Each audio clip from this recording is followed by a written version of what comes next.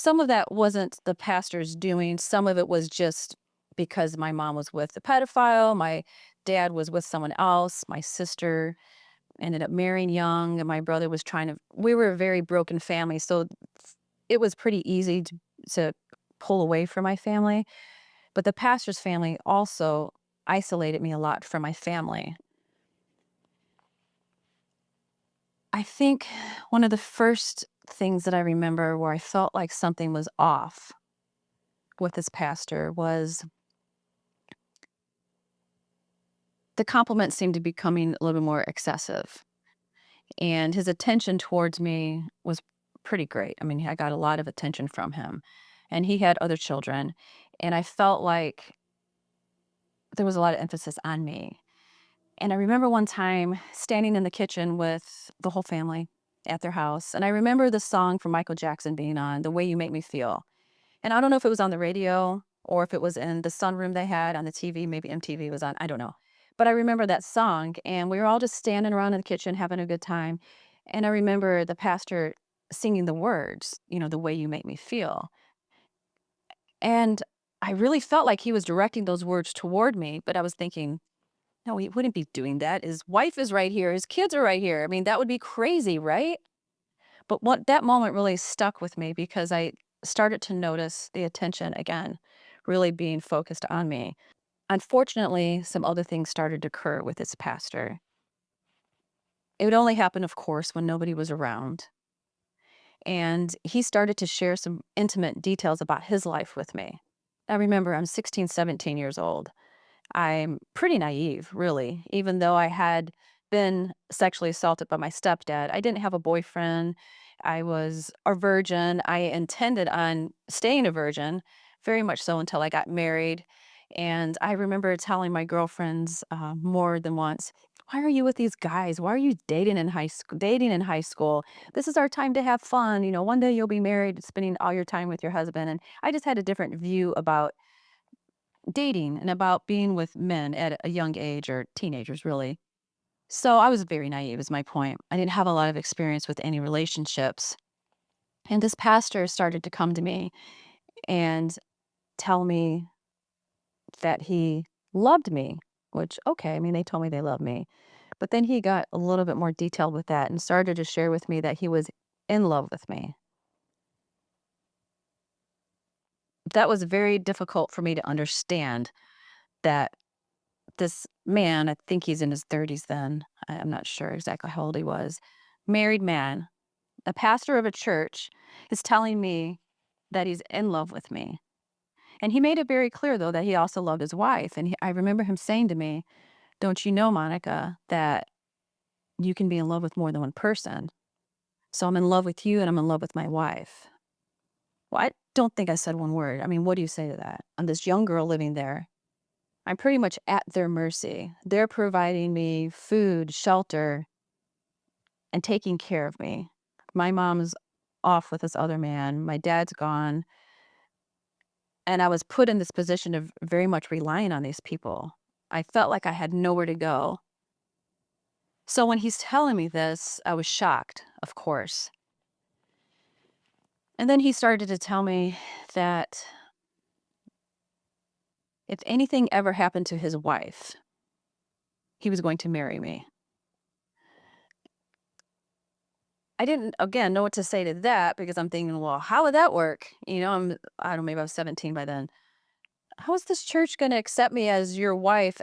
But he would say these things to me as if this surely was going to occur. Like, when anything happens to my wife, almost like when something happens to my wife, I'm going to be marrying you.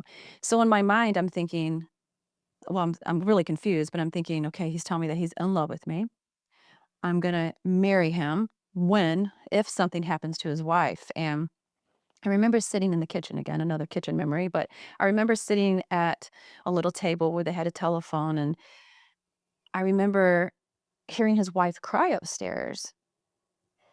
And then I could hear them coming down the stairs together. I don't know if he was carrying her or she was definitely leaning on him a lot and walking through the kitchen out to the garage and him saying, "I've got to get her to the hospital. She's not doing well." And I'm sitting in the kitchen thinking, "Oh my gosh, this is where it happens." And I was so fearful that she was going to die Well, she ended up having something happen to her where she required surgery, and I was thinking the whole night that if she died, like, "Okay, this is where I have to marry him." I mean, it's just crazy, right? It sounds nuts, but that's a position I was in, believing that this is what I was gonna have to do. During this time, he started to sexually assault me, and, of course, it'd be at night when nobody was awake, nobody was around, or maybe one time I remember his wife being out of town and driving home with him back to the house from church, and it happening in the car ride on the way home. And, I was very lost and broken, confused, scared. There are so many so many words that I could use to try to describe how I was feeling. But more than anything, I didn't feel like I had a choice.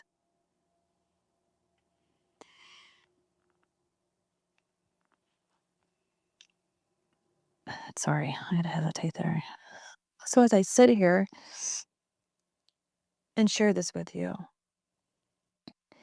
it's only been recently that I've met with my family to tell them what I walked through in this season of my life. Because I was very much, I don't know if you want to say brainwashed, but I was very much influenced by this man that I was to take this to my grave. And that was said to me over and over and over. So as I was experiencing this, I didn't believe that I could go to anybody and tell them. I mean, who was I going to tell? Because honestly, who is going to believe me? Because I couldn't even believe what was happening. How could this man risk everything on me, really, on doing something like this? I mean, how can you do that? You have this church full of people who love you and count on you, and you have your wife, who I was very close to, and your children, and he's taking advantage of me. And how perfect.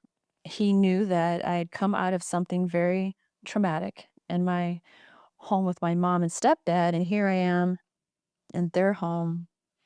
And I didn't think I had anyone to tell. I didn't think anybody would believe me.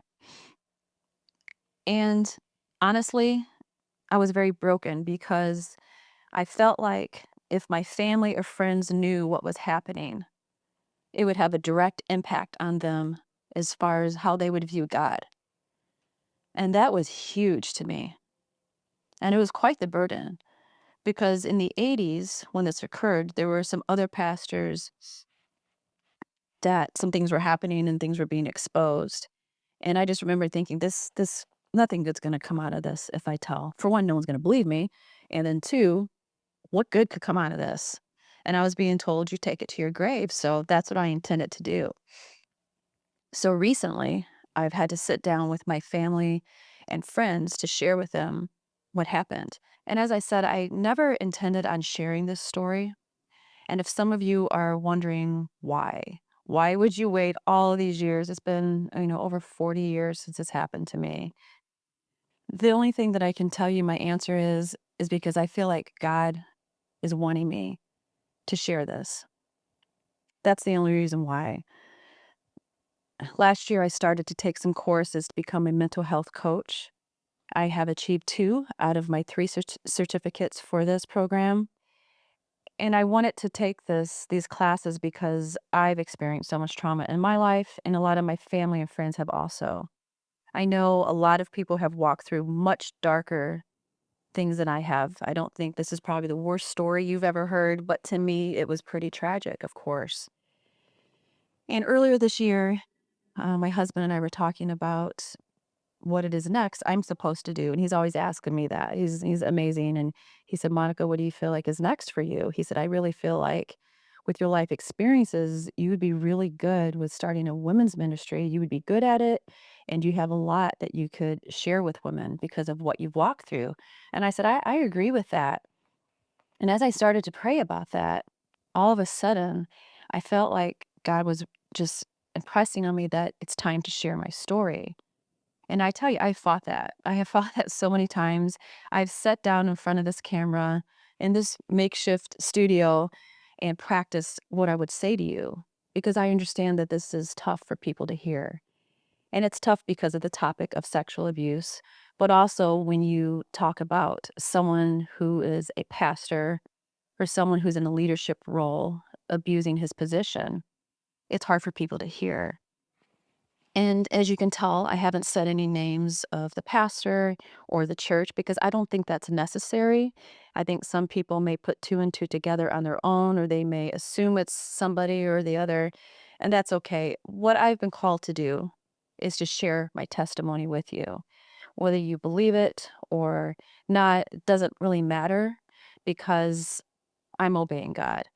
And again, it's been a rough ride here the last few months, probably 4 or 5 months, and me preparing my heart to do this.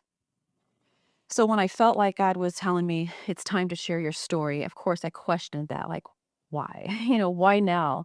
And what good could come out of this?" But what I decided to do is what the Bible says. The Bible said that there is wisdom in meeting with a multitude of counselors. So I immediately went to my psychologist that I've seen for many years. And I shared with her that I felt like I'm supposed to do this and I wanted to let her know and to see if she had any advice for me.